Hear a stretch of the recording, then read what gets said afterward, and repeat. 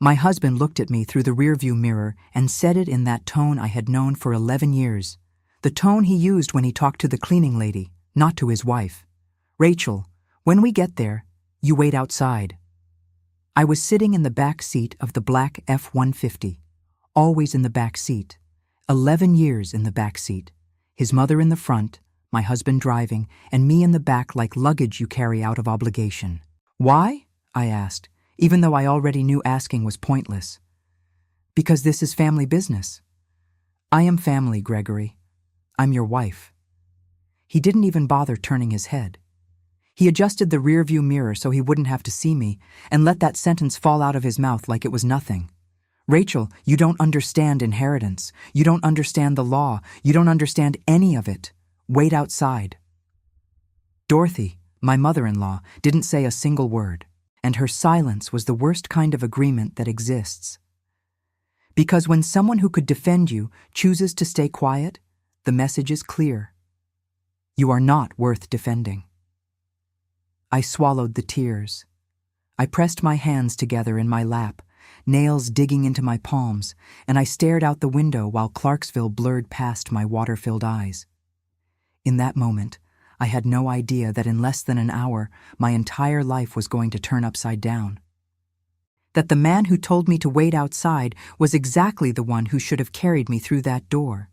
That the father-in-law I had cared for through 3 years and 7 months had seen what nobody else in that family had ever seen. That the will was for me.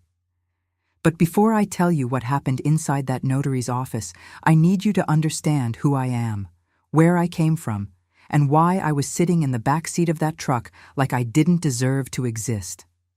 If this story is touching your heart right now, I'm asking you sincerely, please subscribe to this channel and hit that like button, because every subscription, every like, helps more people find these stories. And leave me a comment down below. What time is it where you are? What city are you watching from?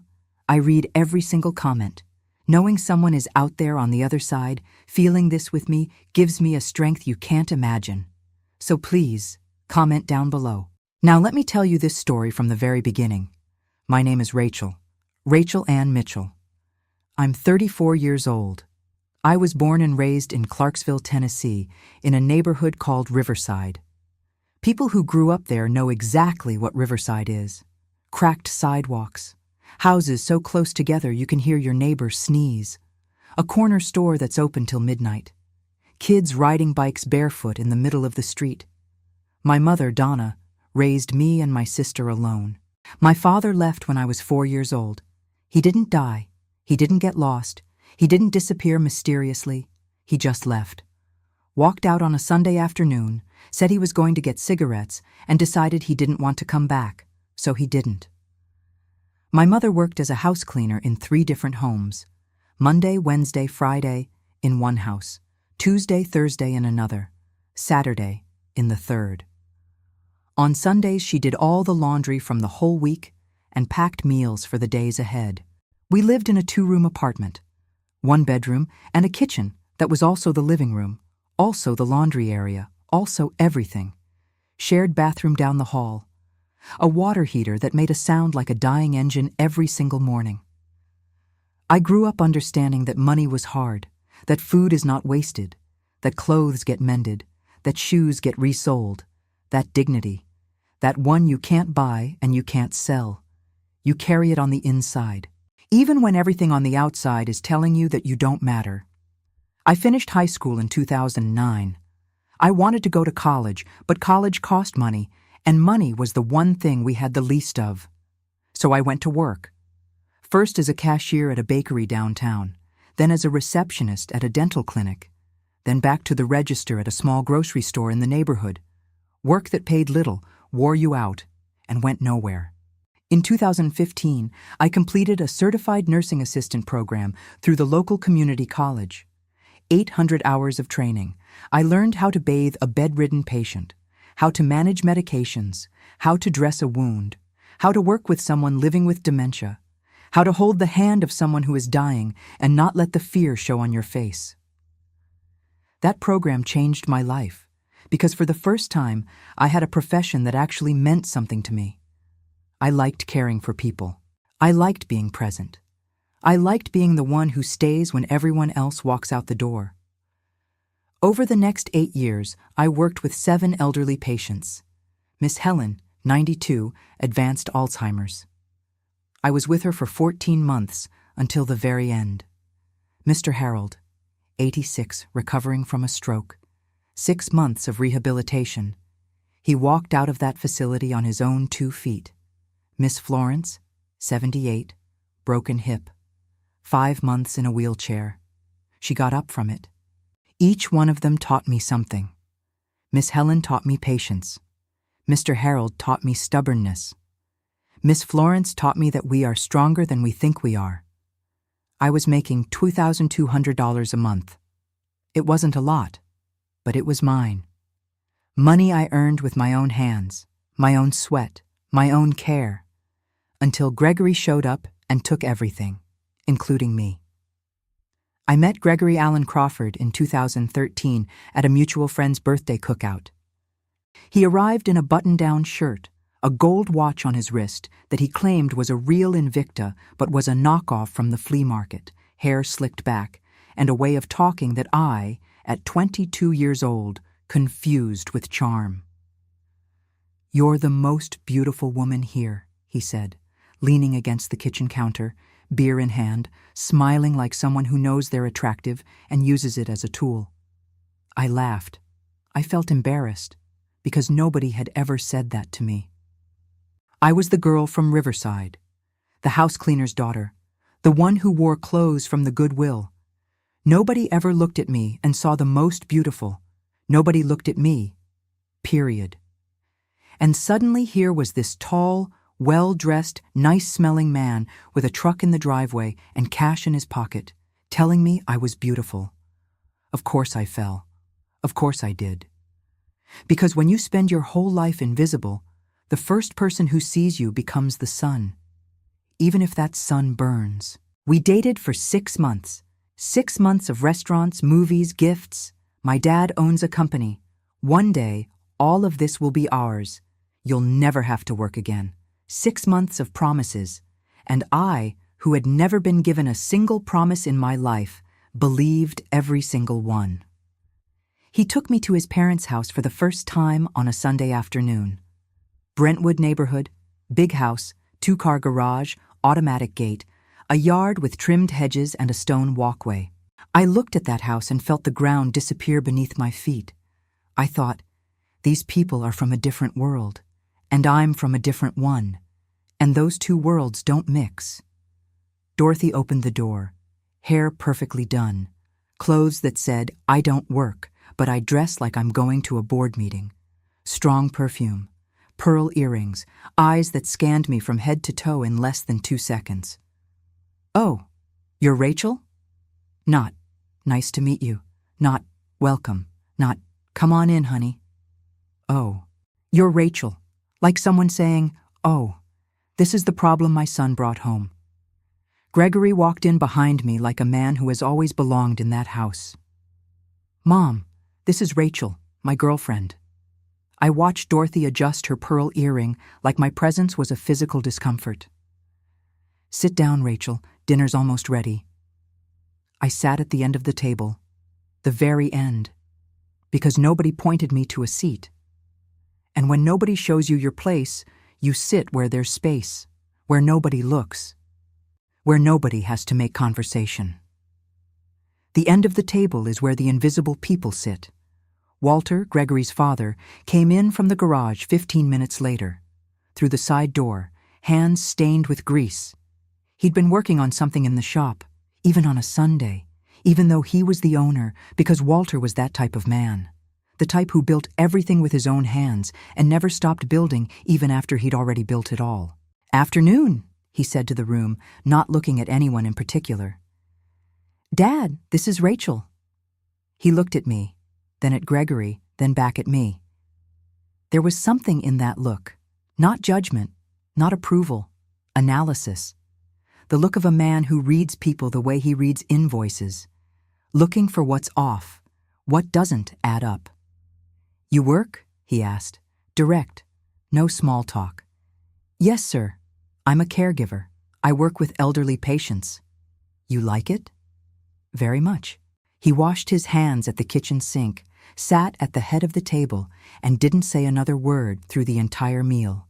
Ate in silence, drank his coffee in silence, wiped his mouth with his napkin in silence. Walter was a man of few words. He built his business without giving speeches, made decisions without asking for opinions. He watched, and what he watched, he kept.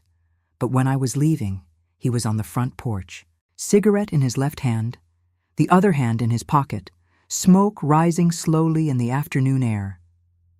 Rachel. Yes, sir? Come back whenever you want. One sentence. 4 words. But they were the first welcoming words I ever heard in that house. The first person in that family who told me, come back. Dorothy looked at me like an intruder. Gregory showed me off like a trophy. Walter treated me like a person. And I should have paid attention to that. I should have understood that when the only decent person in a family is a quiet old man smoking on the front porch, the rest of that family has a problem. But I wasn't paying attention. Because I was in love. And love is the most expensive blindfold a person ever puts on their own eyes. I married Gregory in March of 2014, a ceremony at the Riverside Event Center. 120 guests, beautiful decorations, white and gold, DJ playing country music, 3-tier cake. Who paid for it? Walter. All of it. The venue, the flowers, the dress, the invitations, the DJ, the cake, the favors, even Gregory's suit. Everything. Gregory didn't pay for a single thing. Dad, it's my wedding. You've got it, right? He said it with the casualness of someone asking for a glass of water. Walter paid. Didn't say a word. Opened the checkbook, signed, handed it over. But I saw his face during the toast, when Gregory raised his champagne glass with that choked-up voice, the kind of emotion I now know was performance, and said, to my father, who gave me everything. Everything I am, I owe to him. Walter didn't raise his glass. He drank alone, in silence. And I saw in the depth of those quiet eyes a sadness I didn't have a name for at the time. I have a name for it now. It was the grief of a father who knows he raised his child wrong, who gave too much. And when you give too much, a person starts to believe they deserve everything, and that person ends up deserving nothing. The first months of marriage with Gregory were everything he promised. Restaurants, gifts, weekend trips. The honeymoon he talked about never happened. Money's tight right now, Rachel. We'll go next month. Next month never came. The change was gradual, like poison dropped into water 1 drop at a time. You don't feel the first drop. You don't feel the second. By the 20th, you're already contaminated and you don't even know it. The first drop fell in month 3 of our marriage, a Wednesday morning. I had made rice, pot roast, and salad. Simple food, well made, the way my mother taught me. Gregory sat down at the table, stuck his fork in the food, chewed with the face of someone doing a favor, and said, Rachel, this has no flavor. My mom makes it better. I swallowed hard, apologized, added more seasoning the next time, and the time after that, and the time after that, until the food had enough flavor for him and I had lost all joy in cooking. The second drop fell in month 5. I was getting dressed to go to a neighbor's birthday party. A blue dress I'd bought on sale, low-heeled sandals, hair down. Gregory looked at me from the bedroom doorway. Rachel, why are you wearing that? You look like you're going to clean someone's house. I changed. Put on an old blouse and jeans. I went to that party feeling invisible. When I came home, he was on the couch watching football and said, without taking his eyes off the screen, That's better. You don't need to dress up. There's nobody to impress. The third drop, the fourth, the fifth, the 100th. Rachel, I make $70,000 a year. You bring in nothing, so you don't have a say. Rachel, go sit in the kitchen. The living room is for family. Rachel, what do you need friends for? I'm all you need. Rachel, I handle the money. You don't understand any of that. Drop by drop. Day by day, year by year. Gregory never hit me. I need to say that. Because what he did leaves no marks on the body. It leaves marks on the soul. Marks that nobody sees.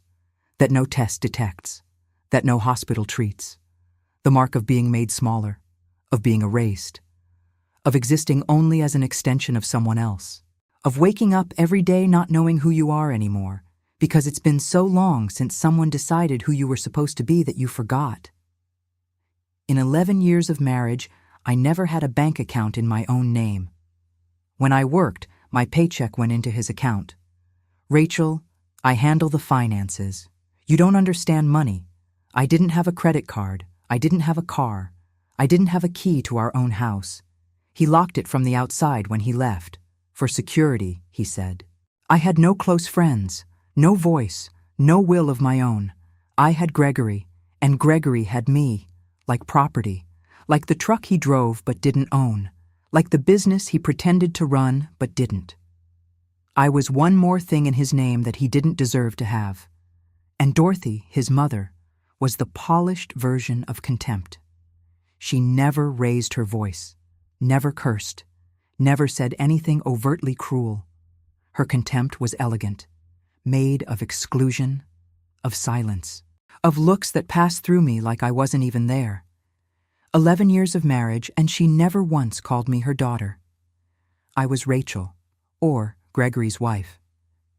At Christmas, I sat in the kitchen while the family gathered in the living room. On Gregory's birthday, my name wasn't on the cake, only his. When someone asked, "Where's Gregory's wife?" Dorothy would say, "She's in there doing something." Doing something. As if my entire existence was a to-do list to be executed, not a life to be lived. I was an outsider. 11 years of marriage, and I was an outsider. The one who sat at the end. The one who stayed in the kitchen. The one who didn't have opinions. The one who didn't exist. I disappeared so thoroughly that my husband forgot I was even there. But his father never forgot. March of 2021. Pancreatic cancer. Walter had been feeling abdominal pain for weeks. A dull, constant ache that he treated with antacids and silence. Because men of his generation don't talk about pain. Men of his generation swallow it, work through it, swallow more, work more. And when they can't take it anymore, they finally go to the doctor. By the time he went to the doctor, it was already advanced. I was in the kitchen of the Brentwood house that Sunday. I'd come to help Dorothy with dinner. Help, which meant doing everything while she sat in the living room watching cooking shows. Gregory was in the bedroom on his phone. Walter had gone to the hospital on Friday for some tests, and the results had come in by email. He walked into the kitchen, stopped in the doorway. He was pale. Paler than usual. "Dorothy." His voice was low, controlled. But I noticed something that maybe nobody else in that house would have noticed, because I had spent my entire life watching people try to hide what they were feeling. I noticed fear. Dorothy appeared in the doorway with the remote in her hand. "What?" "I need to talk to you." They went to the bedroom. Door closed. I stayed in the kitchen. 10 minutes later, I heard Dorothy cry. Not quiet crying. The kind of cry that comes out of someone who just took a punch to the stomach. The cry of reality arriving all at once. Then Gregory was called in. More closed doors. When he came out, he passed me in the kitchen and said, "My dad is sick." He didn't explain what kind of sick. He didn't stop. He picked up his truck keys and walked out. I found out from Walter himself. 2 days later, he called me directly. Yes, he called me, on my cell phone. It was the first time he'd ever called me. "Rachel?" "Yes, sir. Is everything okay?" "No, pancreatic cancer. The doctor is giving me 6 to 8 months." I sat down on the edge of the bed. My legs gave out. I held the phone with both hands because one hand wasn't enough to hold the weight of what I'd just heard. "Mr. Walter, I'm so sorry. I really am." Silence on the line. I could hear his breathing. Heavy, tired. Rachel, the doctor says I'm going to need full-time care. Round the clock. Bathing, medication, food, wound care. Dorothy just doesn't have the ability for that. Gregory. He paused. I was going to hire someone, but then I remembered I already have someone. Sir, I'll take care of you. I'm not asking. I know, I'm offering. More silence, but this time it was a different kind of silence. A silence with gratitude inside it, with relief, with the rarest thing a proud man can ever feel, permission to be fragile in front of someone. All right, Rachel, all right. I hung up and sat on the bed for half an hour, staring at the wall, letting it sink in. What this meant, leaving my job, moving into the Brentwood house, caring around the clock for a man with terminal cancer, no salary, no days off, no recognition. I told Gregory that night. He was on the couch, beer in hand, game on TV. I sat down next to him and tried to sound calm, even though I was shaking inside from the decision I'd already made. Honey, I'm going to take care of your dad. He didn't take his eyes off the screen. Take care of him how? Move in, full-time. I'm a caregiver. It's what I know how to do. And your job? I'll leave it. And your paycheck? He finally looked at me, and in his eyes I didn't see gratitude, not concern, not warmth. I saw calculation. The cold arithmetic of a man thinking, if she takes care of my dad for free, I don't have to pay for a caregiver. If I don't have to pay for a caregiver, there's more left over for me. Fine, he said, taking a sip of his beer and turning back to the game. At least you'll be useful for something.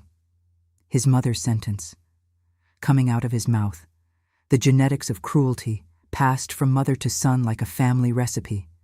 Same delivery, same coldness. I moved into the Brentwood house in April of 2021, guest room right next to Walter's.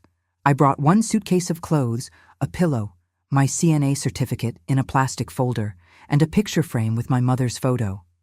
My mom, Donna, had passed away in 2019, heart attack. It was fast. She didn't suffer. I suffered enough for both of us.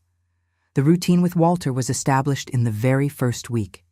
6 a.m., vital signs, blood pressure, temperature, oxygen saturation. Wrote everything down in a notebook. A lined composition book with a hard cover that I bought at the drugstore down the street, and that over 3 years and 7 months became 4 notebooks, then 8, then 12. 12 notebooks of daily records, 1 page per day, every page a battle. 6:30, medications, 7 pills in the beginning, then 10, then 14, each one at the exact time, the exact dose, with water at the exact temperature. Because when you are a real caregiver, there is no more or less. There is right and wrong can kill. 7 a.m., bath. This was the part that required the most from me, not physically. Walter was thin, light. By the last months, he weighed almost nothing. It required everything emotionally. Because he was ashamed. A man who had built a company that employed 34 people, a man everyone called Mr. Walter with respect, now had to be bathed by a 30-year-old woman. The first time, he closed his eyes and clenched his jaw. I noticed, and I said, Mr. Walter, I've bathed patients far more stubborn than you. I had a patient named Harold, 86 years old, who tried to wheel himself out of the bathroom in his wheelchair. At least you stay still. He gave a half smile. Small, almost invisible, but I saw it. And from that day on, bath time got easier. Not because the shame disappeared. Shame never disappears completely. But because between us, there settled something rare between two people, and even rarer between a father-in-law and a daughter-in-law. Trust. The trust of someone who knows the other person sees you, body and soul, and doesn't judge you, doesn't diminish you, doesn't turn you into a punchline at Sunday dinner. 8 a.m., breakfast. Oatmeal with honey in the early months. Walter would complain, "This is bird food." I'd say, Birds live a long time, Mr. Walter. You want to live long, or do you want to live short with the taste of a steak? He'd grumble, but he'd eat. Later the oatmeal became soup. The soup became liquids. The liquids became IV nutrition. And each change was a goodbye to another piece of normal life. 9 a.m. to noon, I stayed with him. Sometimes we talked. Sometimes we sat in silence. And I learned from Walter that silence between two people can hold more than any conversation. That sitting next to someone without saying a word is sometimes the most profound way of saying everything. At noon, I cooked light meals. No salt, no heavy seasoning. The doctor had put him on a restricted diet. Nothing that tasted like life. One day I brought his bowl, and he looked at the plain soup and said, with a weak voice but mischievous eyes, "Rachel, put a little salt in there when the doctor's not looking. Don't tell." I looked at him. He looked at me. And in that moment, in that exchange between a caregiver and a terminal patient who was asking for a pinch of salt, I understood what dignity is. Dignity is not having money, or a business, or a big house in Brentwood. Dignity is being able to choose the salt in your own soup. It's having someone who respects your choice, even when it's small, even when it's silly, even when the doctor wouldn't approve. I added the salt, 1 pinch, on the quiet, and I kept adding it every single night for 3 years and 7 months. Our secret, our agreement, the silent pact between two people who understood each other without explanation. 2 to 5 p.m. Rest. I'd stay in his room reading while he slept. I'd brought a few books with me in my bag. Toni Morrison, Maya Angelou, the Bible. I'd read aloud, softly, almost whispering, because the sound seemed to settle him. More than once I watched him open his eyes slowly, listening, then close them again, with the faintest smile on his face. If he woke up in pain, I was there. If he called out in the middle of the night, I was there. If he cried, and he cried more than any strong man is supposed to, I was there. At 6 p.m., Dorothy would come back from wherever she'd been. Her book club, or coffee with friends, or the salon. She'd appear in the doorway like a hotel inspector. "He sleeping?" "Yes." "Okay, then I'm going to lie down." And she'd go. At 7, Gregory would come by. Sometimes, not always. When he did, the visits were timed. I didn't time them on purpose. It's just that when you spend entire days in one room, every minute has weight, 4 minutes. That was how long Gregory spent with his father. "Hey, Dad, feeling any better?" He'd ask it while looking at his phone, checking texts, sending voice messages to someone. "All right, I'm heading out. Anything you need, just get Rachel. Just get Rachel." That sentence summed up my entire value in that house. I was the anything. The generic fix for every problem nobody wanted to handle. Dad's in pain, get Rachel. Dad's upset, get Rachel. Dad needs a bath, medication, food, a wound dressed, someone to talk to, someone to sit with, someone to love him. Get Rachel. Rachel handles it. Rachel takes care of it. Rachel doesn't complain. Rachel doesn't get tired. Rachel doesn't exist as a person. She exists as a function. But Walter saw. He saw everything, from that bed, from his illness. He saw who came and who didn't, who asked, "How are you?" and who asked, "Did you sign the power of attorney?" Who held his hand, who held their phone, who stayed in the room, who stayed 4 minutes. And in those last months, when his voice was barely above a whisper and each word cost energy he couldn't afford to spend, he started talking to me. For real. One night in August of 2024. The room was dark, just the bedside lamp. Walter hadn't slept in 3 nights. The pain wouldn't let him. I was in the armchair beside his bed, my notebook in my lap, pen in hand, fighting to keep my eyes open. "Rachel." "Yes, sir?" "You married the wrong man." I looked up from my notebook. He was staring at the ceiling, jaw tight, eyes glistening in the dark. "Mr. Walter, you don't have to." "My son doesn't deserve you." He turned his head slowly toward me. and I saw in his eyes a pain that had nothing to do with cancer. It was older than that, deeper. I know that. I raised him. The fault is mine. I gave him everything. And when you give a person everything, they think they deserve everything, and they end up deserving nothing. Mr. Walter, please. I'm saying it. His voice came out firmer than it should have from a man in that condition. Like those words had been stored for years, and now they needed to come out, whatever the cost. Because I'm dying, and dying people tell the truth. Because lies are for people who still have time. Silence. The lamp hummed softly. A moth tapped against the closed window. Rachel, you are the only person in this house who takes care of me without expecting anything in return. Everyone else here is waiting for me to die so they can divide things up. My wife is waiting on the life insurance. My son is waiting on the business. You're waiting for me to get better. A pause. His breathing was heavy. Even knowing I'm not going to, I cried. The tears fell into my notebook, blurring the day's records. Blood pressure, temperature, 6 p.m. medications, all of it blurred by my tears. Don't cry. Listen. He reached out his thin hand, bones visible under skin as fine as paper. I took it, held it. He squeezed with what he had, which was almost nothing, but to me was everything. I'm going to do something, and when I do it, you'll understand why. I didn't understand at the time. I had no idea what he was talking about.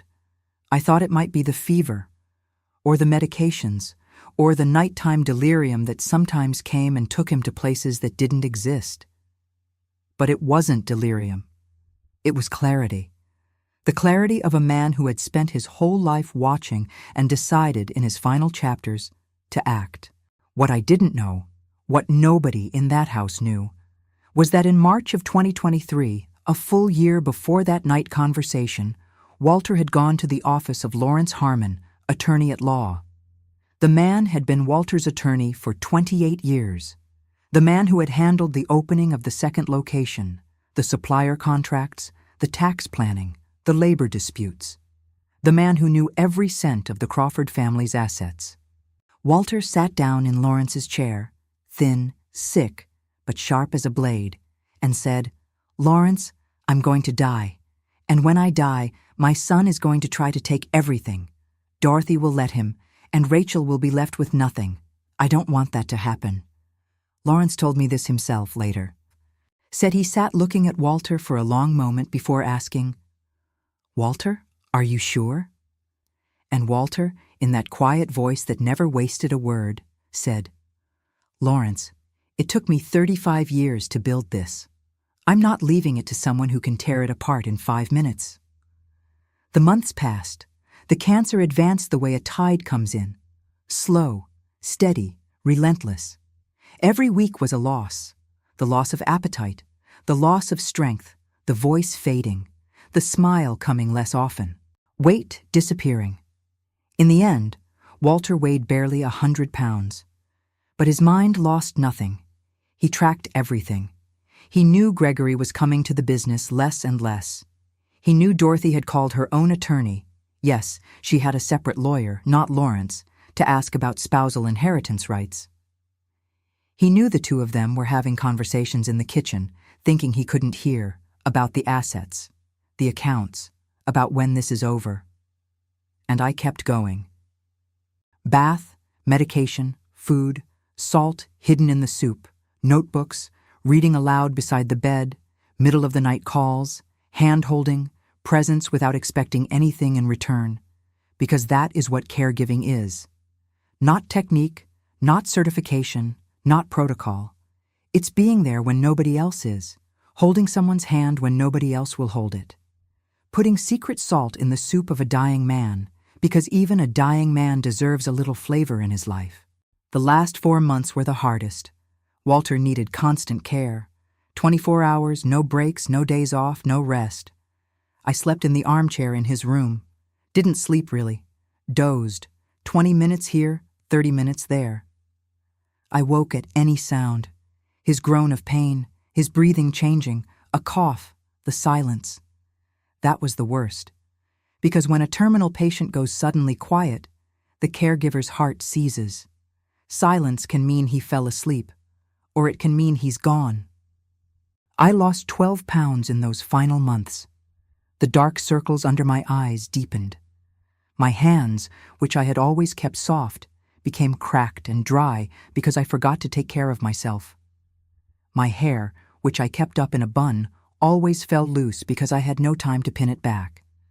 My nails, always short and clean, sometimes had residue from wound care because I was changing dressings so many times a day I barely remembered to wash my hands before eating.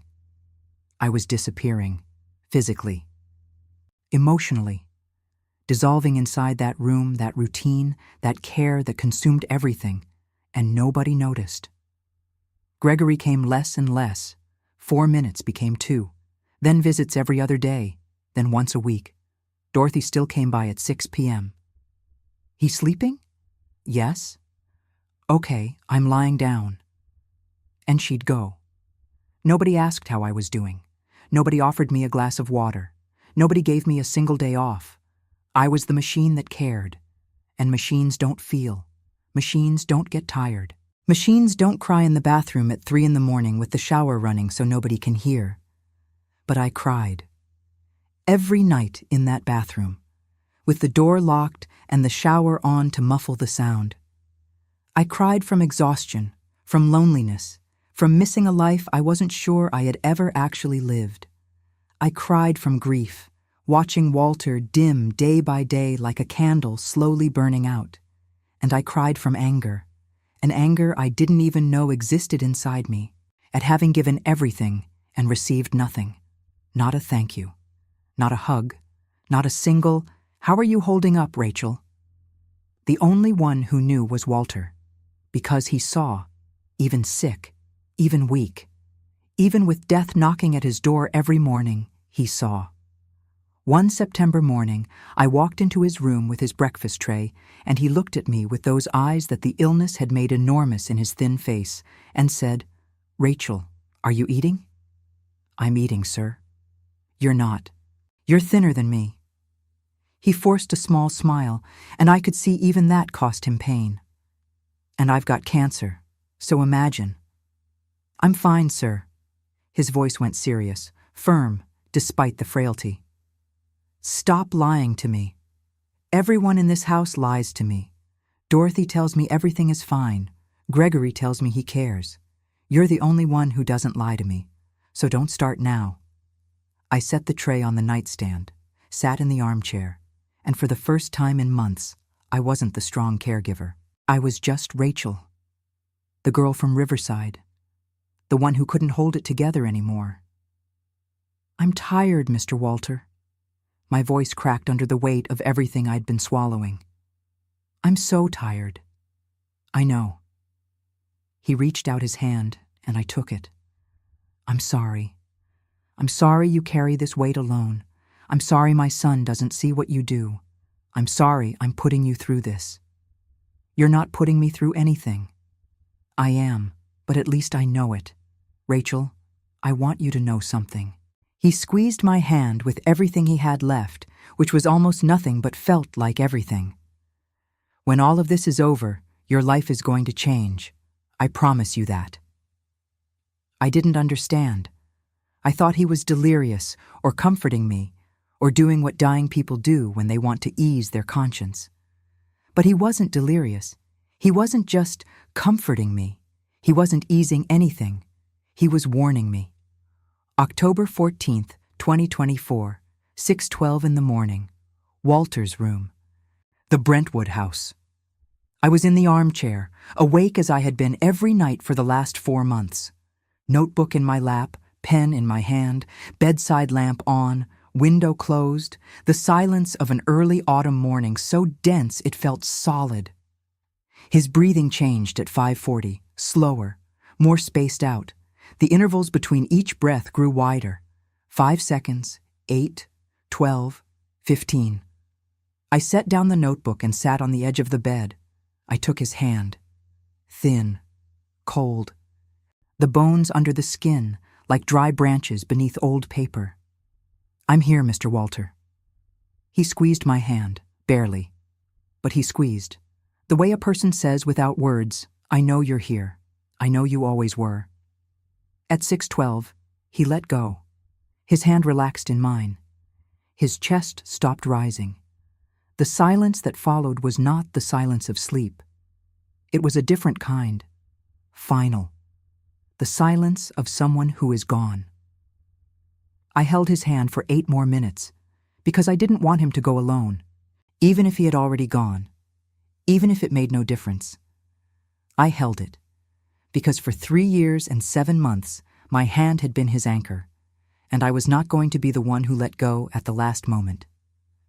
After 8 minutes, I released it slowly, laid his hand over his chest, smoothed the sheet, closed his eyes with my fingers the way he'd once asked me to during a late-night conversation months before. "Rachel, when I go, close my eyes. I don't want to die with them open. It looks wrong." He was thinking about his appearance even in death. A vain man to the very end. I stood up. My legs felt like lead. I walked down the hall to Dorothy's bedroom and knocked. 3 firm, calm knocks. She opened the door. White nightgown, hair pinned back, face creased from the pillow. "Dorothy, Walter passed away." She blinked once, twice, like her brain needed time to process. "When?" "Just now, 6:12. "Were you with him?" "I was." "I wasn't." Her voice faltered, and I saw for the first time in 11 years a crack in Dorothy Crawford's armor. A small fracture, almost invisible, but enough to let something through that I had never seen on that face before. Guilt. "Call Gregory," I called. 7 a.m. The phone rang once, twice, 3 times, 4, 5. "What?" The voice of a man who had just been woken up.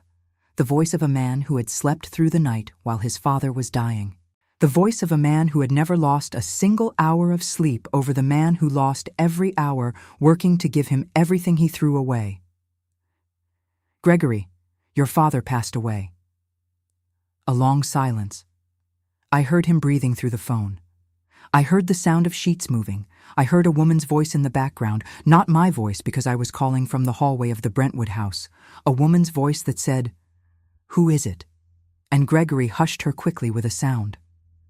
I closed my eyes. The pain wasn't new. The betrayal wasn't a surprise. But hearing confirmation of it in that moment, with Walter's body still warm in the room beside me, hurt in a different way. Deeper. "What time?" he asked.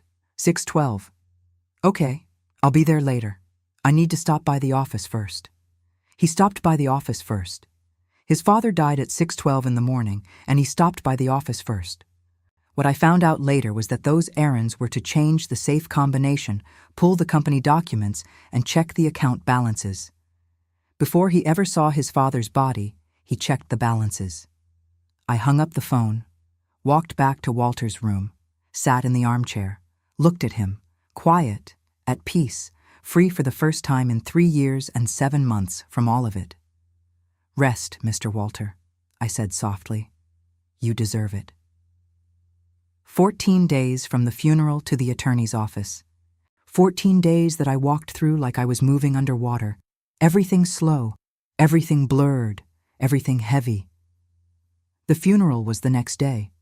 Gregory arrived in a black suit, red eyes, from crying or from a rough night, I couldn't say. He hugged people he had never hugged, shook hands with people he had never acknowledged.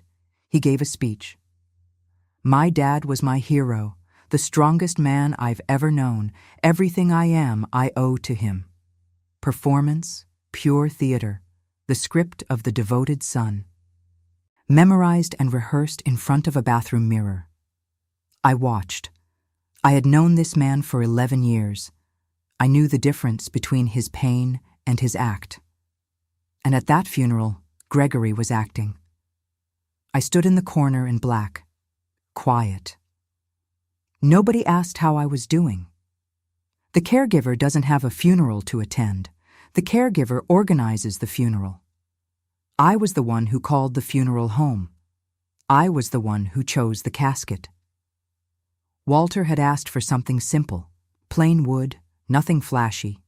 I was the one who brought his clothes. A flannel shirt, khaki pants, brown boots, the clothes he wore to the shop. Because he had told me once, "Rachel, when I go, dress me the way I lived, no suit and tie. A suit is what you wear when you've got time to slow down and make a show." I was always direct.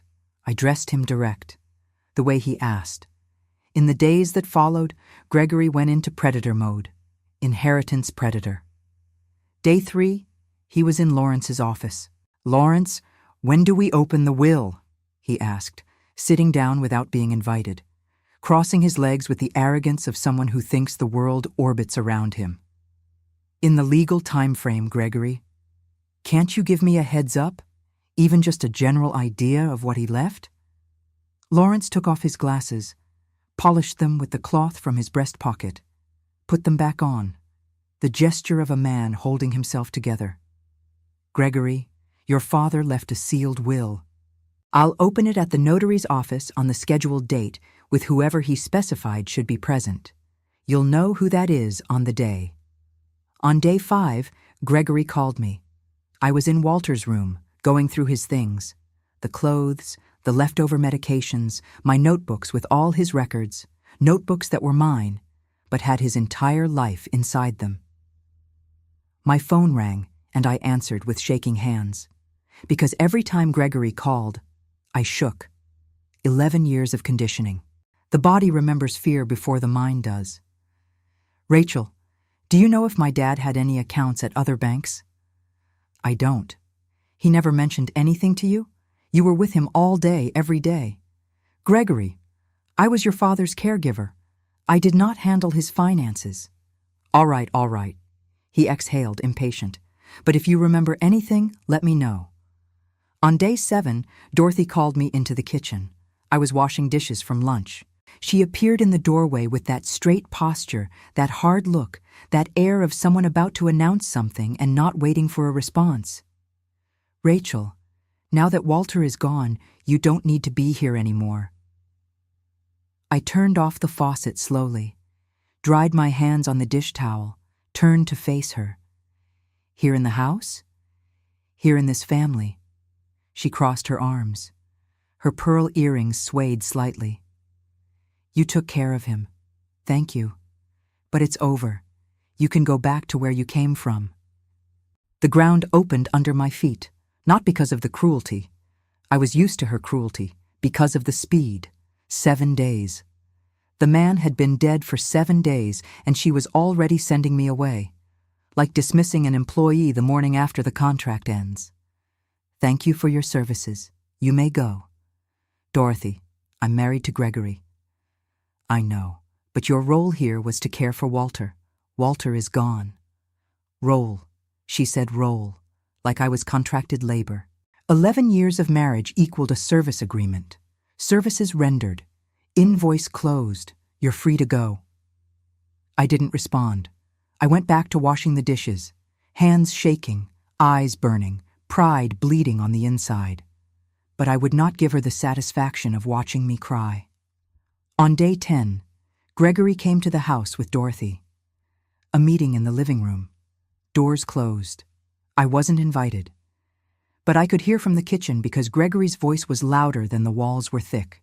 "Mom, the business is worth $2 million, he said. I could hear the excitement in his voice, like he was counting money in the air. The condo in Nashville, another $650. This house, close to $1 million. Then the investment accounts. In total, over $5 million. "It's all ours, sweetheart." Dorothy's voice was sweet. Sweet the way honey poured over something rotten is sweet. Glass clinking. They toasted. With Walter's wine, from Walter's cellar, in Walter's house, celebrating Walter's death. And I was in the kitchen washing more dishes, listening to another toast, swallowing more humiliation. That night, alone in the guest room, I stared at the ceiling and talked to Walter the way I had every night since he'd died. Not out of religion, not out of mysticism, but because when you spend 3 years and 7 months talking to someone every single day, death doesn't just make you stop, it fades, like the illness did, but without the pain, with grief instead. Mr. Walter, they're toasting.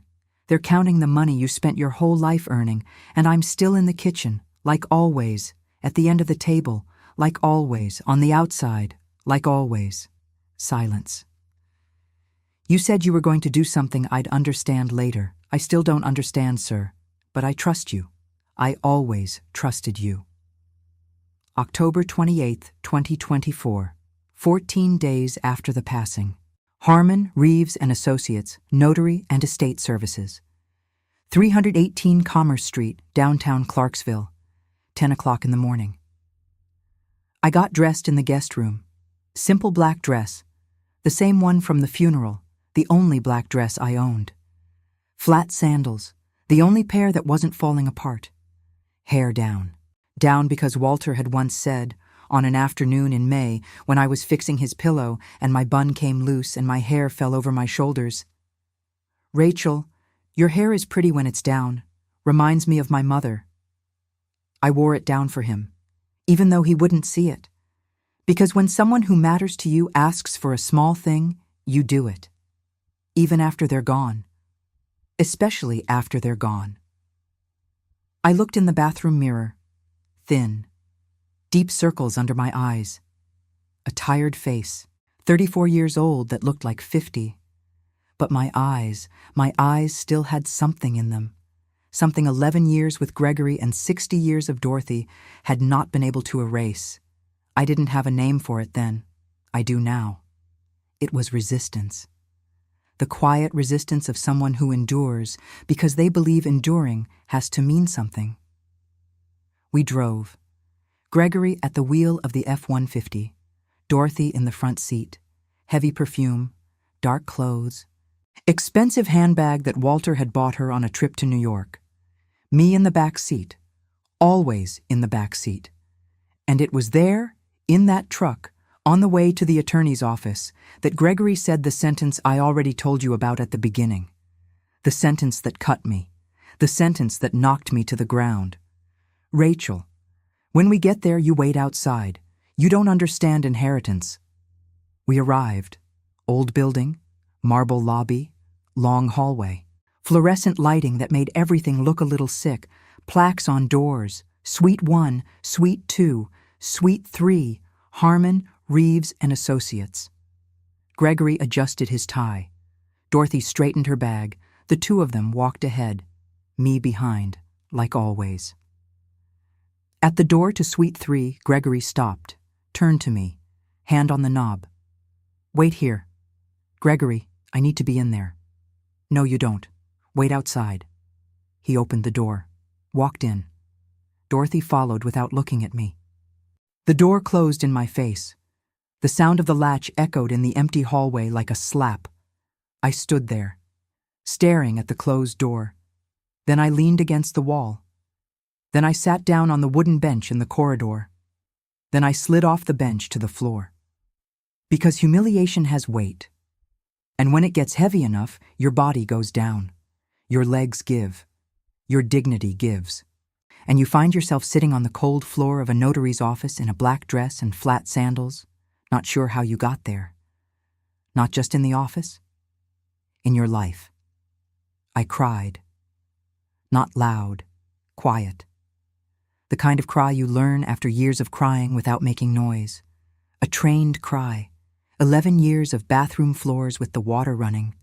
The cry of someone who has swallowed so many tears that when they finally come, they come in silence, like they're apologizing for existing.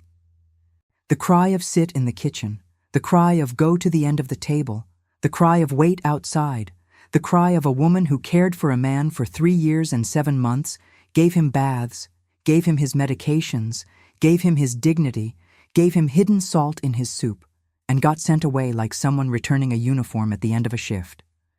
5 minutes passed. 10. 15. Me on the floor. Black dress, flat sandals, hair down the way Walter liked it. crying quietly in the hallway while my life was being decided behind a closed door by people who didn't think I deserved to be in the room. And then I heard footsteps. Slow, calm footsteps. The sound of dress shoes on marble. The steady rhythm of a man in no hurry, because hurry is for people who are running late. And that man was never late. He appeared at the end of the corridor. Gray suit, white shirt. A subtle tie. White hair combed back. Wire-rimmed glasses. A brown leather briefcase, worn and old, scuffed at the corners. The kind a man carries for 20 years because it still works, and replacing it would mean admitting time has passed. He walked with care, with precision, nothing wasted. He stopped in front of me, looked down. I wiped my face with the back of my hand, tried to look like I hadn't been crying. Pointless attempt. Swollen eyes and a red nose don't lie. "Ma'am, are you all right?" His voice was deep, calm, like an old radio announcer. "I'm fine," I lied, the most obvious lie in the world. He took off his glasses, cleaned them with a white cloth handkerchief from his breast pocket, put them back on, looked at me with the attention only someone who has spent a lifetime listening to other people knows how to give. "You're not. You're crying on the floor of a notary's office. Nobody who's fine cries on the floor of a notary's office." His honesty disarmed me. It wasn't rude.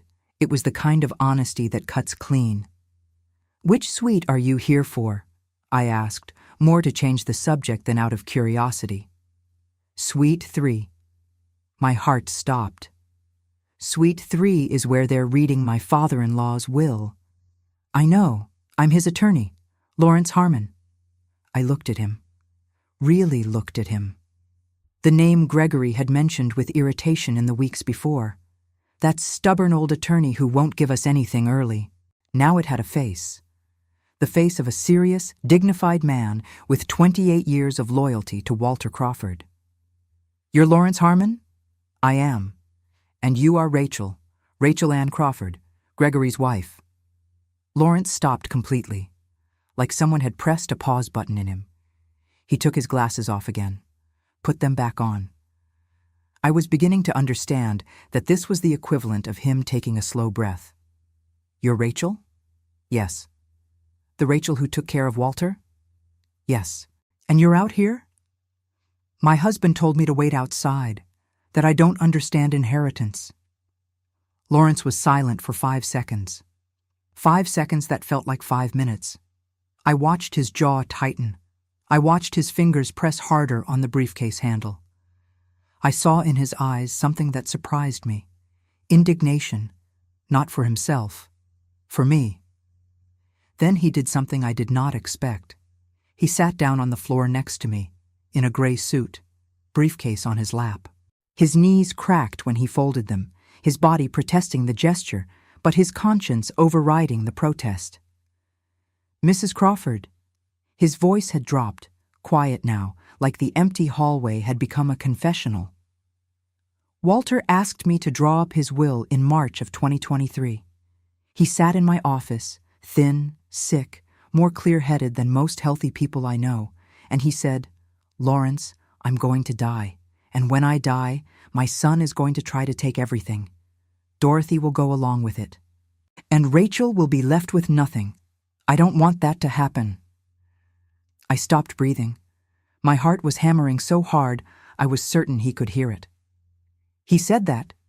He said that, and more." Lawrence opened his briefcase, removed a thick sealed envelope with the notary's official seal. "He told me you bathed him with dignity, that you put secret salt in his soup when the doctor wasn't looking." A sob broke from my throat. He knew.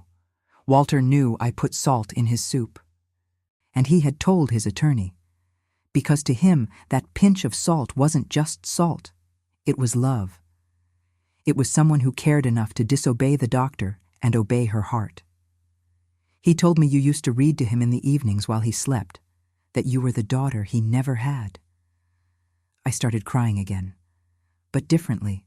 Not the cry of humiliation, the cry of being seen, being recognized. That one hurts more, so much more.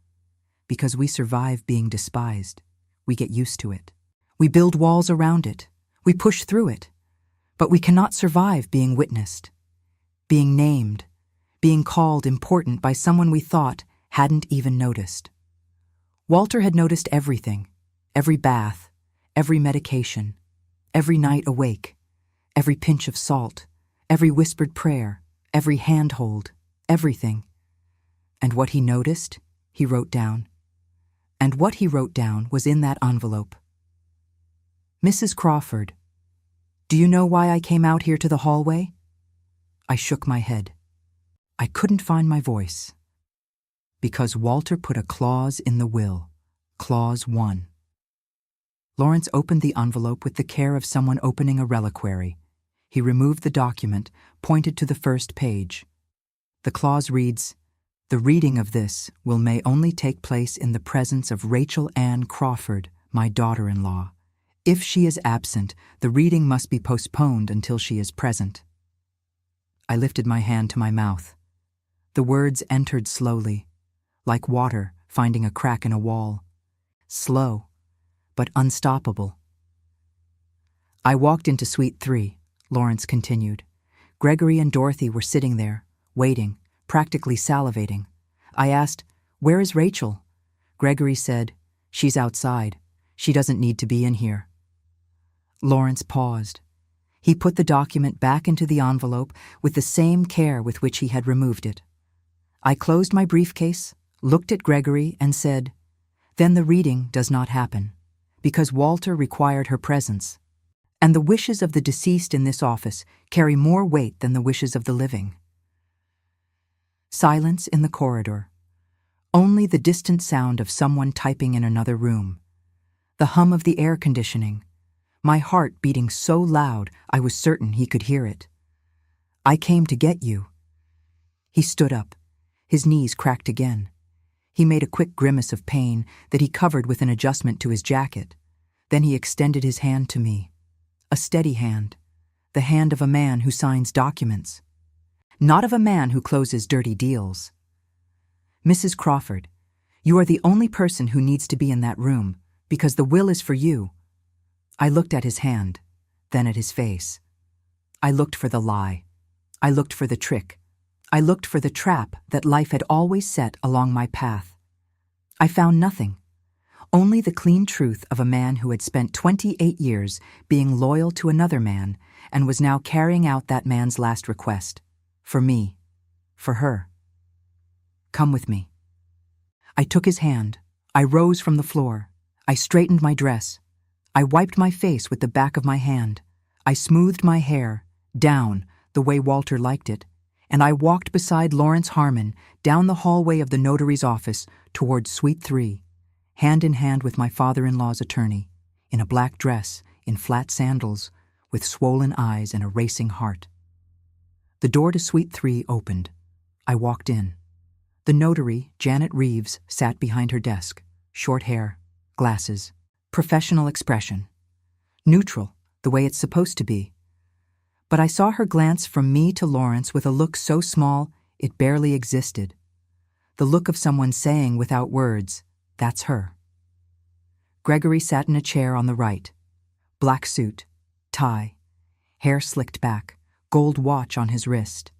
Dorothy sat on the left, expensive handbag clutched in both hands like a shield. The two of them side by side, a united front, two people against the will, against me. Even without knowing yet that it was against me, they would have to stand. Gregory saw me. His face changed. The expression of tense anticipation, the kind of anticipation someone feels when they're waiting to find out how much they're getting from their father's death, turned into irritation. "What is she doing in here?" His voice was sharp, like my presence was an intrusion. Lawrence answered without raising his voice, without changing his expression, like a man who carries the law in his pocket. "She's here because your father wanted her here. It's written in the will. Clause 1. This reading shall only take place in the presence of my daughter-in-law, Rachel Ann Crawford.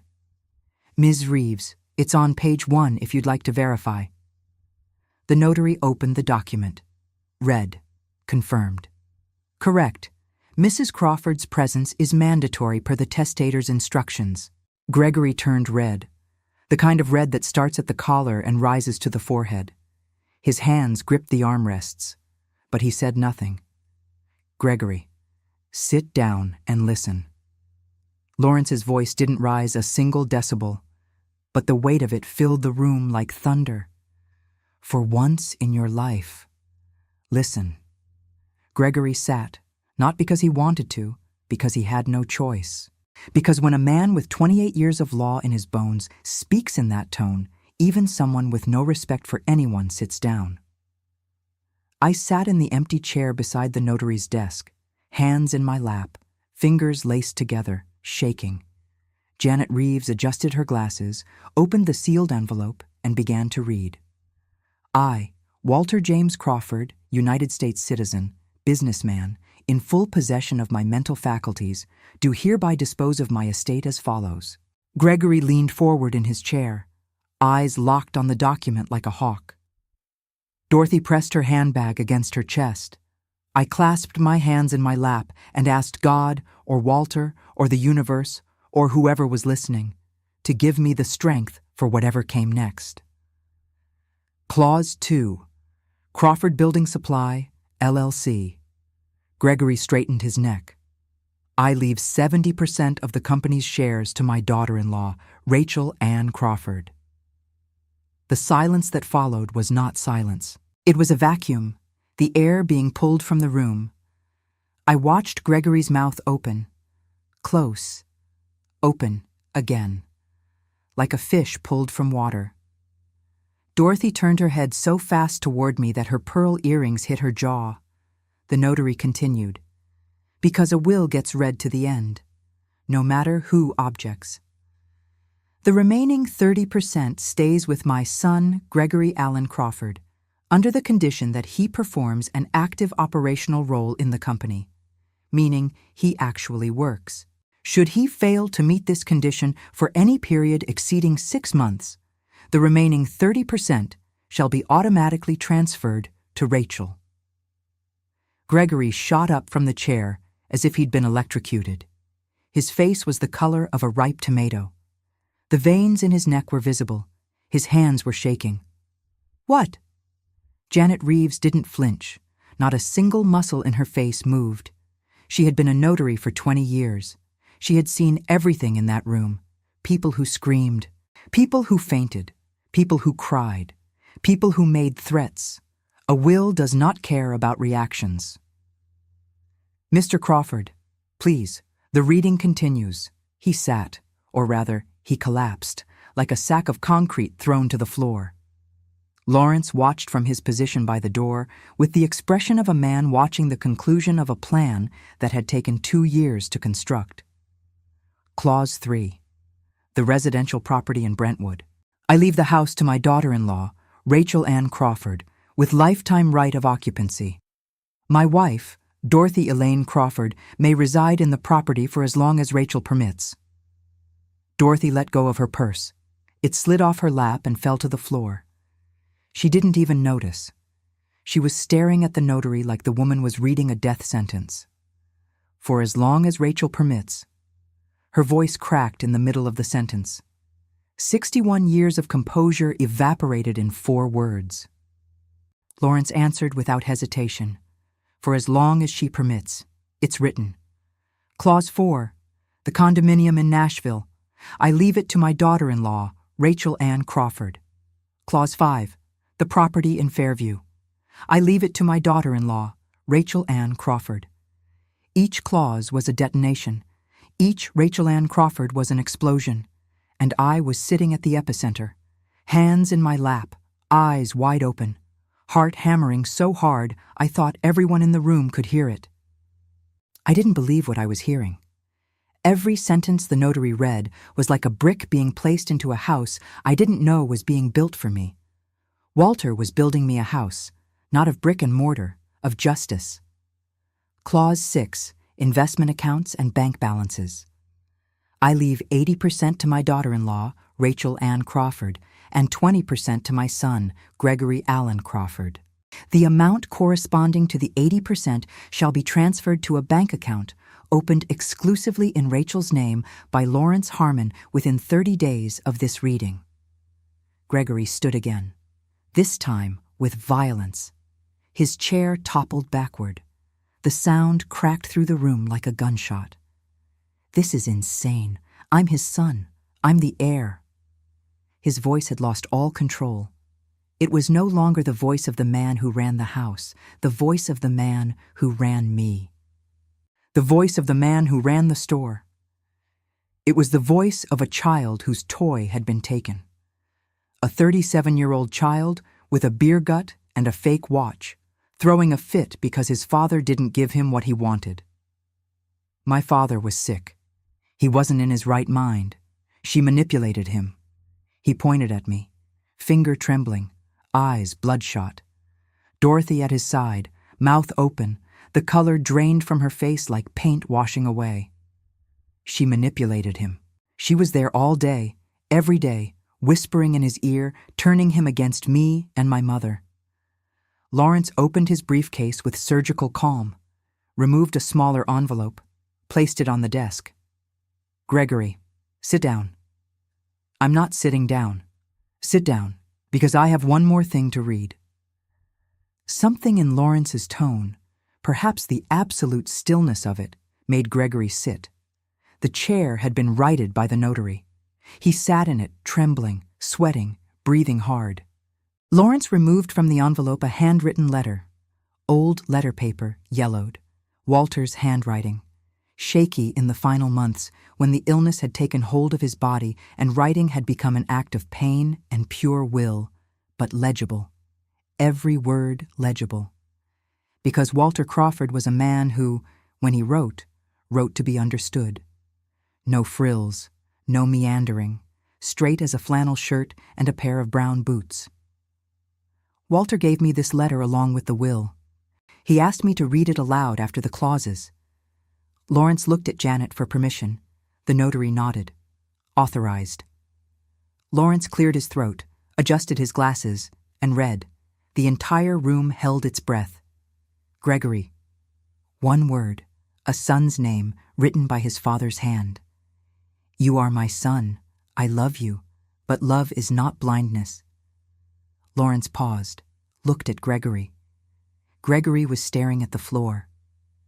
I watched you grow up, and I watched you become a man I don't recognize. You treated Rachel like hired help. She left her entire life to take care of me. She bathed me. She gave me my medication. She gave me my dignity. You gave me 4 minutes a day and asked about the bank balance. Gregory closed his eyes. Jaw locked, fists clenched in his lap. Rachel stayed with me to the end. You went to check the safe. The sentence hit Gregory like a fist to the stomach, because it was true, and when the truth comes from a dead father, there is no defense, no excuse, no more. Only the raw reality of a man who observed everything in silence and decided, before dying, to say what a whole life had kept quiet. So I leave what I built to the one who cared for who I am, not to the one who was waiting on what I have. I was crying without sound, tears running down my face and dropping onto my black dress, soaking into the fabric in a way I knew would never fully wash out. Because that dress would be marked forever, not by water, by memory. I built this over 35 years. I'm not leaving it to someone who can tear it down in 5 minutes. Lawrence drew a breath before reading the final line. And I noticed that even he, 28 years of law, a man of iron control, was moved. His voice trembled, almost imperceptibly, but it trembled. Take care of Rachel, son, or at the very least, get out of her way. Walter James Crawford. Silence. The kind of silence that is not the absence of sound. It is the presence of truth. The truth of a father who loved his son but loved justice more. Who built an entire life and in the moment of deciding who to leave it to, didn't look at bloodline. He looked at the heart. Janet sat still at the table, hands over the document, fingers motionless. Lawrence folded the letter into its envelope with the care of someone handling a relic. Dorothy was crying, not from sadness, not from anger, from shame. The shame of someone finally seeing herself in the mirror she spent a lifetime avoiding. Her dead husband saw everything she tried to hide. Her dead husband wrote everything she pretended didn't exist. That she traded his bedside for the TV. That she traded his care for coffee mornings with friends. That she spent 39 years managing the household and the social calendar and the image, but never once managed her own heart. Gregory looked at me, red eyes, trembling mouth. Not with rage anymore, with defeat. The final, absolute defeat of someone who lost, not because they were beaten, but because they never deserved to win. Did you know? His voice came out small, broken, the voice of a lost child who blames others because he doesn't know how to blame himself. I didn't know anything, Gregory. And it was true. I had suspected, after the nighttime conversation, after his, "I'm going to do something." But I didn't know. Liar. He slammed his hand on his knee, his face contorted. You manipulated him. He was sick. He was weak. You... Gregory. Lawrence's voice cut through like a scalpel wrapped in velvet, soft in tone, lethal in effect. The will was drawn up in March of 2023 with a psychiatric evaluation of full mental capacity attached. Dr. Raymond Delaney, M.D., Psychiatry and Neurology. Your father was completely lucid, and he anticipated this exact reaction from you.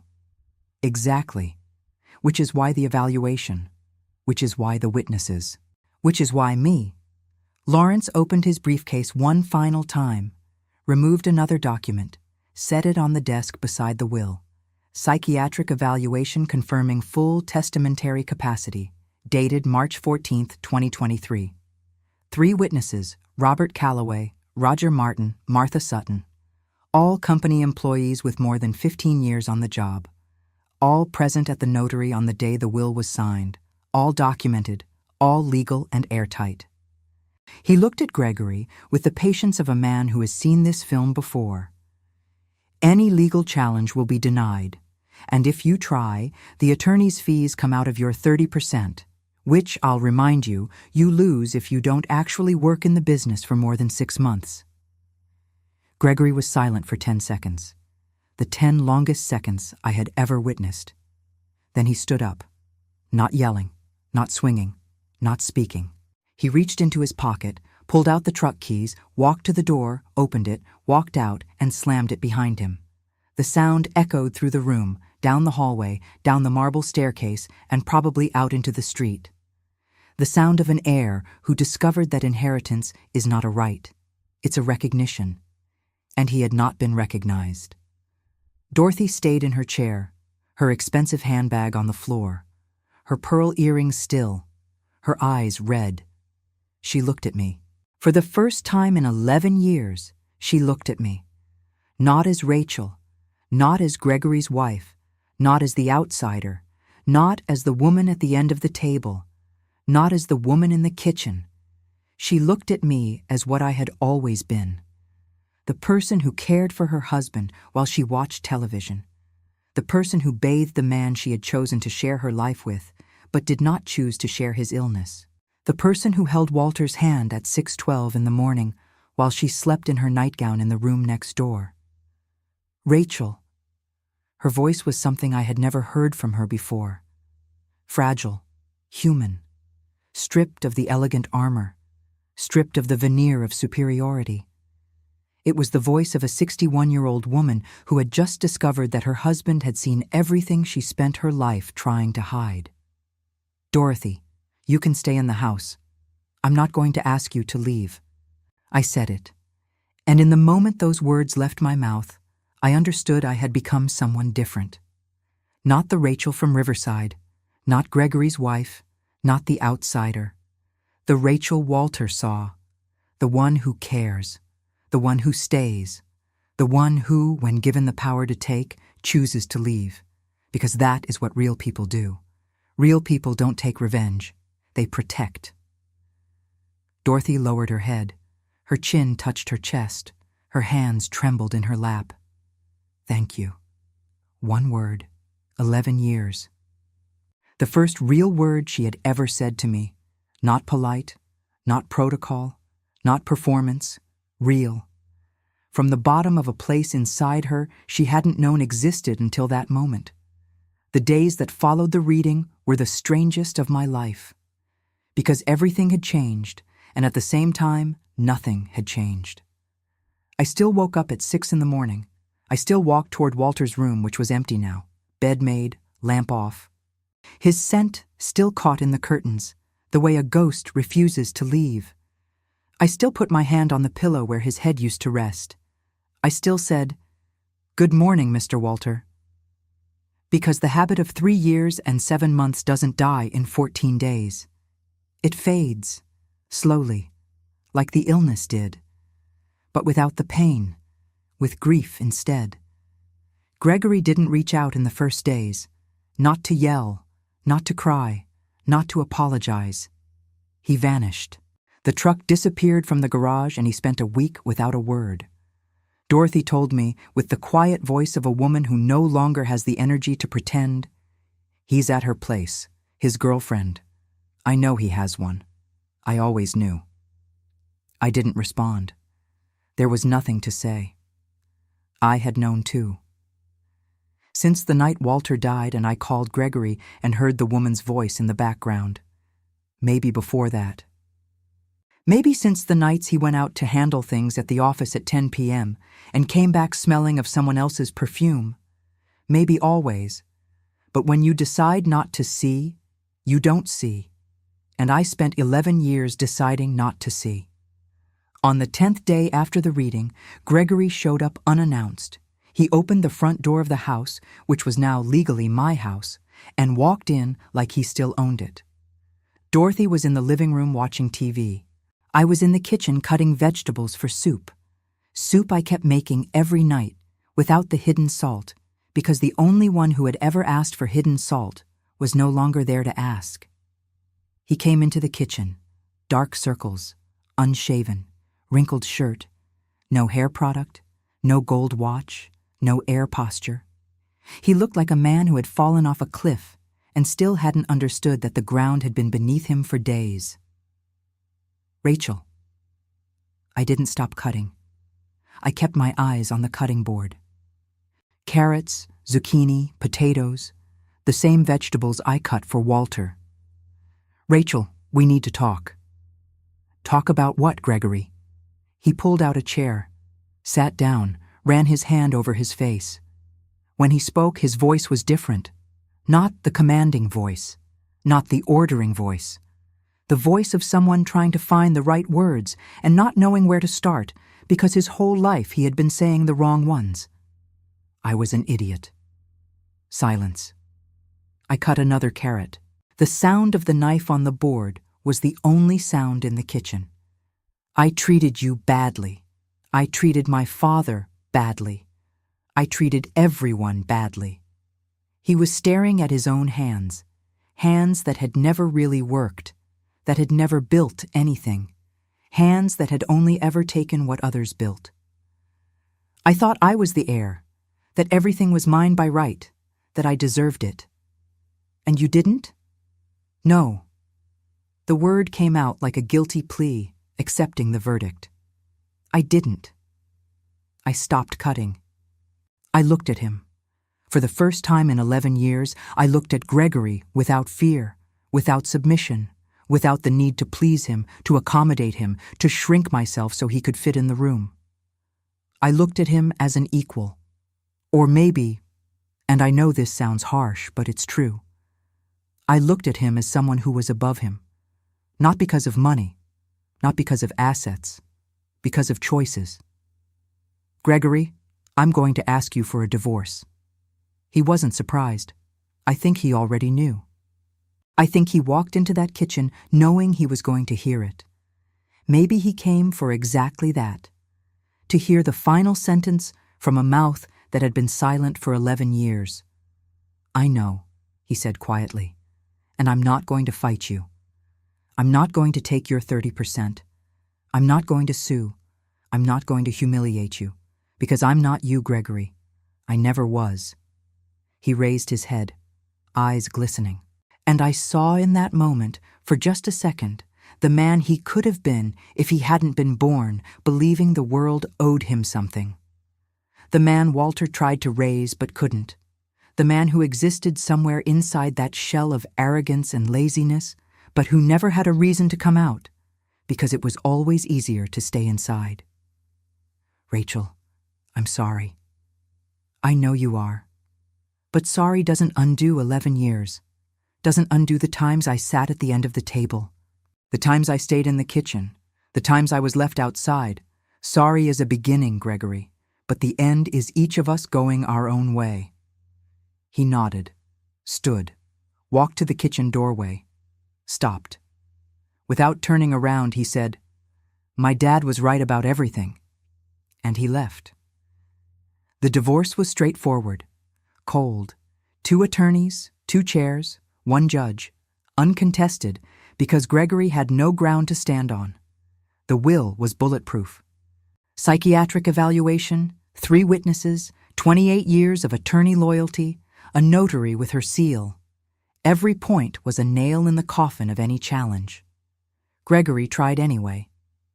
In the 2nd week of November, his attorney, a young man, freshly licensed, who had probably taken the case cheap, thinking it was his big break, filed a challenge at the county courthouse. Grounds: testamentary incapacity, undue influence by the daughter-in-law, defect in consent. Lawrence didn't blink. He sent the young attorney a 2-page letter, 2 pages containing a copy of the psychiatric evaluation, declarations from all 3 witnesses, the notarial record of the will signing, the certificate of the notary, and a final line that Lawrence told me was his favorite thing to write. Given the evidentiary weight of the documentation above, any attempt at contestation will not only be unsuccessful, but may constitute bad faith litigation, subjecting the filer to applicable legal penalties. The young attorney called back the same day. "Mr. Harmon, I've read your letter. I'm going to advise my client to drop this." He dropped it. The divorce was finalized in February of 2025, 4 months after Walter died. I signed the papers in Lawrence's office, alone, without Gregory, who sent his attorney with a power of attorney, and without Dorothy, without an audience. Lawrence looked at me after the signatures. "Mrs. Crawford, how are you doing?" I thought before answering. I actually thought, because I had spent so many years answering, "I'm fine," when I wasn't, that now that I actually was, I needed a moment to recognize the feeling. "I'm free, Mr. Harmon. For the first time in my life, I'm free." He smiled, a reserved smile, the smile of an attorney who doesn't show emotion in public. But it was real. Walter would be proud. I know, he's happy. Gregory kept his 30% of the company and his 20% of the accounts. On paper, a reasonable amount. In practice, a sentence. Because the 30% came with a condition: work, really work, for at least 6 months. He worked for 4. 4 months of showing up at 10 and leaving at 3. 4 months of 2-hour lunches.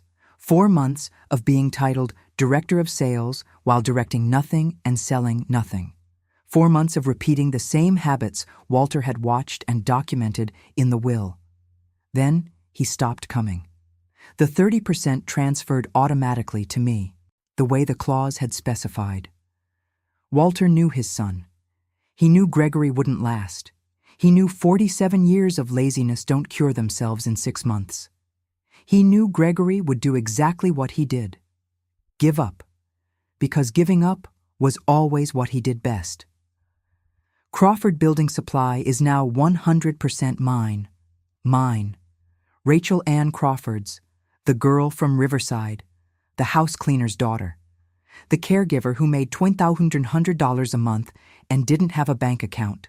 The first thing I did was call Roger Martin, 48 years old, employee of the company since 2003, the man who actually ran the business while Gregory pretended to be the director. The man who checked inventory, negotiated with suppliers, handled customers, solved problems, made payroll. The man who did everything and got credit for nothing. I called him into the office that had been Walter's, which was now my office, though I kept it exactly as it was. The same oak desk. The swivel chair. The photo of the original store from 1989 on the wall. And I said, "Roger, I'm going to need you." He looked at me with the eyes of a man who had spent 21 years being loyal to a company that hadn't always been loyal to him in return. "Mrs. Crawford, I've been here since 2003. I'm not leaving now. I want you as general manager, new salary, profit sharing, a seat at the table beside me for every decision." He blinked, swallowed hard. His mouth opened and closed. Then he said, in a voice thick with emotion, Mr. Crawford knew exactly what he was doing. He always did. I opened my own bank account in November of 2024 at the local First National branch. I went alone, on the bus, because the truck was Gregory's and I didn't have a car yet. I sat down across from the branch manager, a woman around 40 with a short haircut and a professional smile, and said, "I'd like to open an account. Of course, checking or savings. Both, in my name." She typed into her computer. Asked for documents, driver's license, social security card, proof of address. I handed everything over. She looked at the address, the Brentwood house, then at my simple dress and flat sandals, and I could see her doing math in her head that didn't add up. But she didn't ask. Professional. "Mrs. Crawford, what package would you like? We have a standard tier, a preferred tier," I cried, right there at her desk, with my ID in one hand and proof of address in the other. I cried because nobody had ever asked me what I wanted. In 11 years of marriage, not a single decision had been mine, not a single question directed at me, not a single opinion requested. And now a branch manager I had never met in my life was asking me what I wanted. And what would have been a routine question for anyone else was, for me, liberation. "I'm sorry," I said, wiping my face. "The preferred tier is fine." She smiled gently, without judgment, and I thought, is this what normal people get? Someone asks, someone waits, someone respects the answer. So simple, so rare. Lawrence handled the transfer of the 80% from the accounts. $120,000 entered my bank account in the name of Rachel Ann Crawford in December of 2024. I looked at the balance on the app of my new cell phone, the first phone I had ever bought on my own. I sat there for 15 minutes, looking at that number, unable to believe it was real. $120,000 in the account of the house cleaner's daughter, in the account of the girl who grew up with a water heater that made a dying engine noise, in the account of a woman who spent 11 years without an account. Dorothy lives with me in the Brentwood house. Yes, the same Dorothy who called me an outsider, who told me to sit in the kitchen, who said at least you'll be useful for something, who told me to go back to where I came from 7 days after her husband died. The same one, but different. Walter's death and the will did something to Dorothy that 61 years of living had not managed to do. They broke the armor. That controlling, cold woman who decided where everyone sat at Christmas, who was family and who was extra. She fell apart. Not all at once, slowly, like ice that melts when the sun finally reaches it. In the first days after the reading, she barely left her room, ate little, spoke less. I left breakfast on a tray by her door the way I used to do for Walter. The irony didn't escape me. I was caring for the woman who had never cared for me. After a week, she appeared in the kitchen while I was making dinner. She stood in the doorway, hands folded in front of her, no straight posture, no pearl earrings, no expensive bag as shield. "Rachel." Her voice was so low I almost missed it. "Can I help?" I looked at her, and I saw something I had not expected to see. Genuine humility, the real kind. The kind that belongs to someone who realized too late that they spent their life building walls when they could have been building bridges. You can chop the onion. I pointed to the cutting board. Knife's right there. She chopped badly. The pieces were uneven, some enormous, some tiny. Dorothy had never chopped an onion in her life, 61 years without ever chopping an onion. But she chopped, and she cried. Not from the onion, from everything. The living arrangement settled over time. It wasn't a friendship, it was coexistence. Two women joined by the same man in different ways, one by marriage, one by care, now sharing the house he built, the grief he left behind, and the silence of rooms that still held his presence. Dorothy learned to call me by my name. Not Rachel, just Rachel. Sometimes, even daughter. The first time she called me daughter, I was in the garden watering Walter's rose bushes. He had planted them himself in 2005, and according to him, they were the only beautiful thing I ever made that doesn't require a receipt. Honey, you want some coffee? Her voice came through the kitchen window. I stopped. The watering can in my hand, water running down onto the roots. And I felt something tighten in my chest in a way that was strange. Not pain, but astonishment. The astonishment of hearing a word I had waited 11 years to hear. The astonishment of receiving it now, when I no longer needed it to feel accepted. The astonishment of understanding that people change. Late, slowly. Sometimes only after the damage is already done. But they change. I'd love some, Dorothy. Thank you. I live in Walter's house now. In the room that was his. With the smell that is still his. Old wood. The mentholated rub I used to put on his chest when the coughs came bad. And something with no name.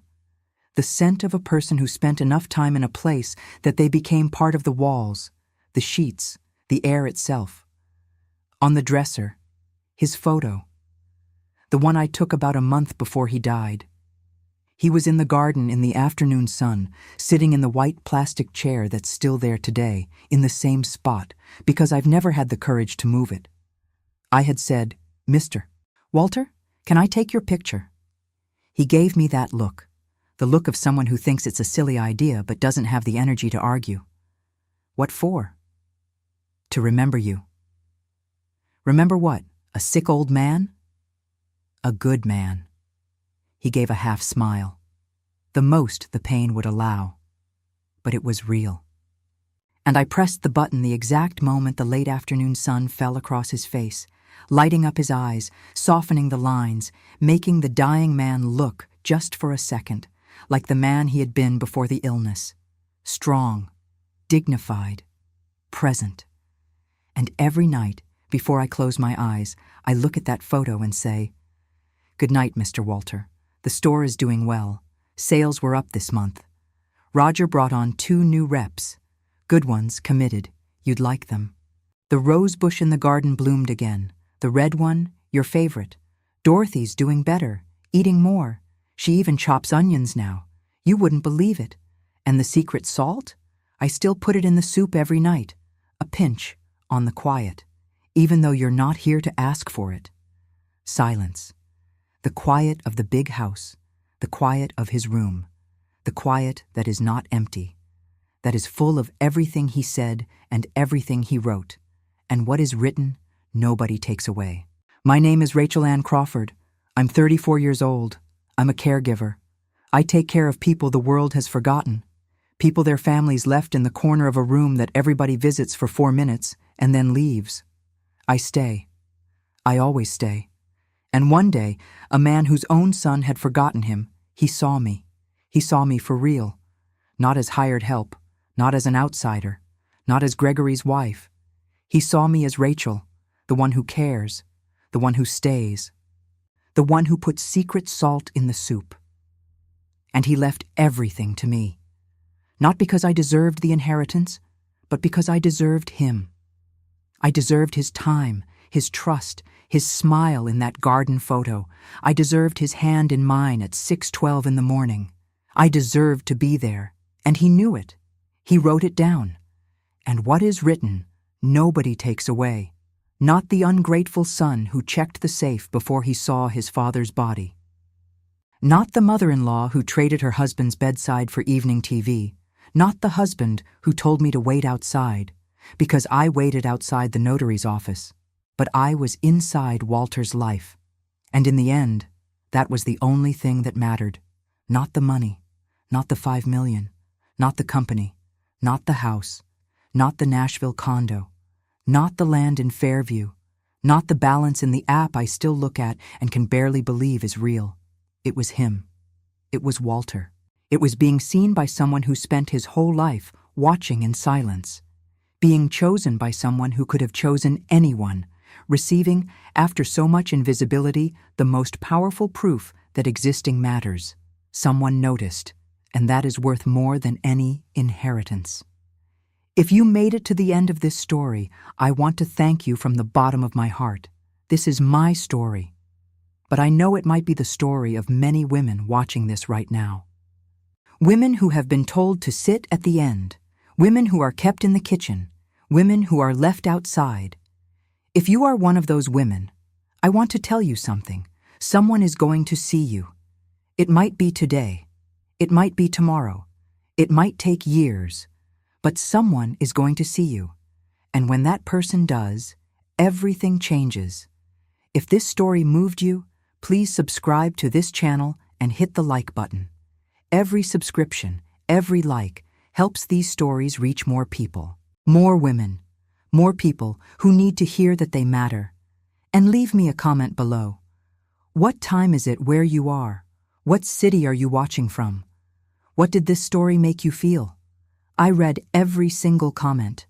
Everyone. And knowing someone out there is watching and feeling this alongside me gives me a strength you can't imagine. There's a new story here every day. So subscribe, turn on the bell, and come back tomorrow. I'll be here.